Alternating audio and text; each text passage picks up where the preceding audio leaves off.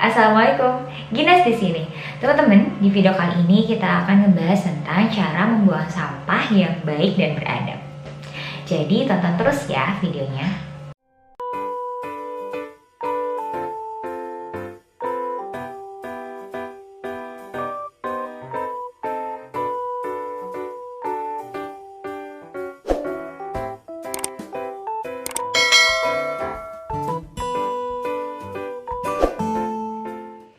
Berdasarkan Undang-Undang Republik Indonesia Nomor 18 Tahun 2008, sampah adalah sisa dari kegiatan manusia atau kegiatan alam, proses alam yang kemudian berbentuk padat. Jadi sisa-sisa padat itu kemudian kita kenal sampah. Nah, sampah sendiri berdasarkan sifatnya diklasifikasikan menjadi dua jenis. Ada sampah organik dan yang kedua sampah anorganik.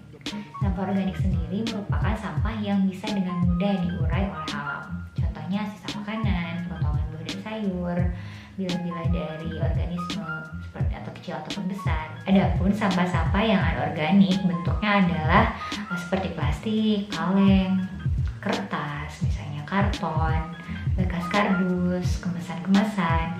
Nah, itu dikatakan sebagai sampah anorganik yang tidak dengan mudah bisa diurai oleh alam atau membutuhkan waktu yang cukup lama. Seperti itu.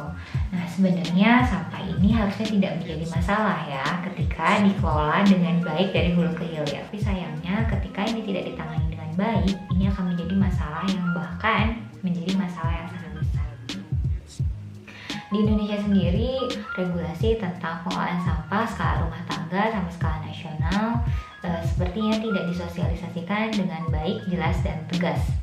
Sehingga kita masih seolah-olah bingung nih, kalau udah milah sampah ya terus gimana? Toh ketika misalnya dikumpulkan oleh petugas pengangkutnya juga disatukan lagi gitu.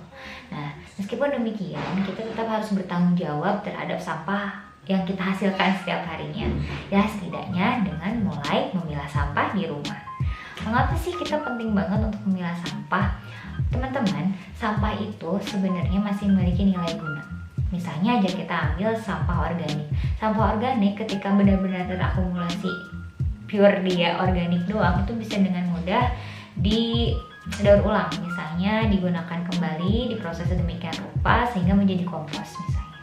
Atau bahkan sampah organik juga bisa dijadikan sebagai sumber tenaga pembangkit listrik tenaga biomasa. Nah, atau misalnya bahkan untuk sampah-sampah anorganik, jika dia itu masih bersih gitu, kemudian bisa dipilah dengan baik, tidak ada sisa makanan yang menempel kan kemudian membuat sampah itu menjadi kotor, sampah anorganik itu sangat bernilai, bisa didaur ulang kembali. Bahkan beberapa industri yang bergerak di bidang daur ulang sangat membutuhkan sampah-sampah anorganik ini.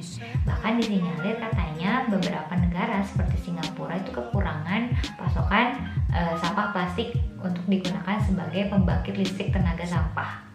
Jadi bisa bernilai kan kalau misalnya kita bisa memilah sampah dengan baik, bisa kita jual kembali misalnya di bank sampah, atau bahkan bisa bila terakumulasi secara lebih banyak dan lebih luas bisa kita ekspor ke luar negeri. Seperti itu. Nah, jadi selain daripada itu, memilah sampah juga sebenarnya adalah merupakan adab kita sebagai seorang muslim. Bagaimana kita mengolah sampah dan bertanggung jawab atas apa yang kita hasilkan, limbah sekalipun. Begitu pula dengan memilah sampah itu artinya juga kita lebih memanusiakan teman-teman kita yang memiliki pekerjaan memungut sampah misalnya. Kan rasanya tidak manusiawi ya membiarkan mereka memilah-milah sampah yang sudah sangat kotor gitu untuk dijual kembali. Jadi akan sangat berdampak sekali loh hanya dengan memulai memilah sampah dari rumah. Berikut tips yang sudah aku lakukan beberapa bulan terakhir ini tentang pengelolaan sampah. Tips yang pertama adalah dengan menyediakan 2 wadah terpisah untuk sampah kering dan sampah basah. Bisa menggunakan tempat sampah yang ada atau juga bisa menggunakan kresek misalnya, atau bisa juga dengan kardus atau apapun aja yang ada tanpa kita nambahin sampah baru ya. Tips yang kedua adalah membersihkan residu atau sisa makanan, sisa minuman yang masih nempel di sampah plastik atau di kemasan yang akan kita pisah, yang akan kita buang gitu ya. Yang bisa kita nih kayak botol-botol bekas saus kecap misalnya, atau mungkin juga bekas minyak goreng, kan itu lumayan tebal ya plastiknya, atau bekas minuman-minuman kemasan lainnya. Termasuk karton, kayak dari kardus karton juga biasanya saya bersihkan ala kadarnya aja.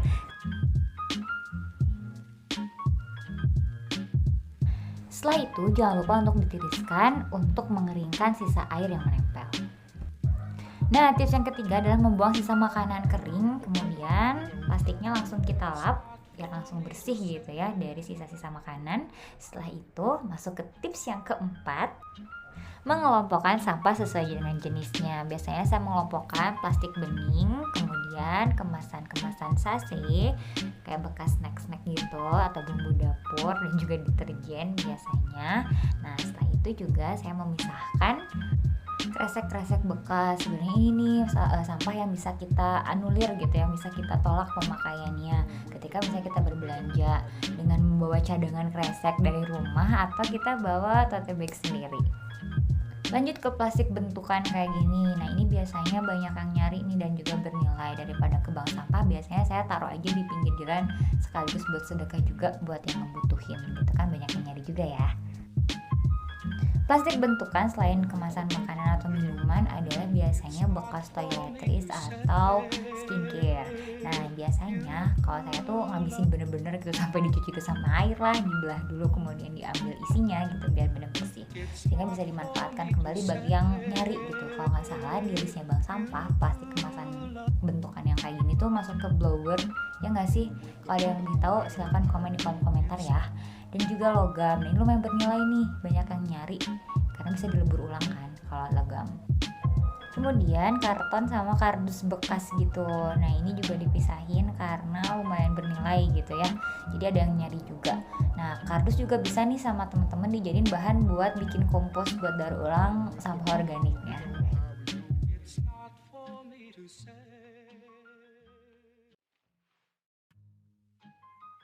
Terus ini nih sampah yang paling bahaya, pecahan kaca, kan bisa ini ya melukai gitu. Makanya untuk menghindari kita menzalimi orang lain, kita harus pakai kardus, terus kita tulisin awas kaca.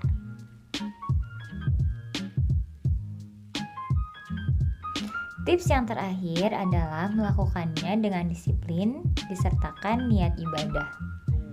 Ya sih, emang gak gampang untuk mulai mendisiplinkan diri dan orang-orang terdekat untuk memilah sampah.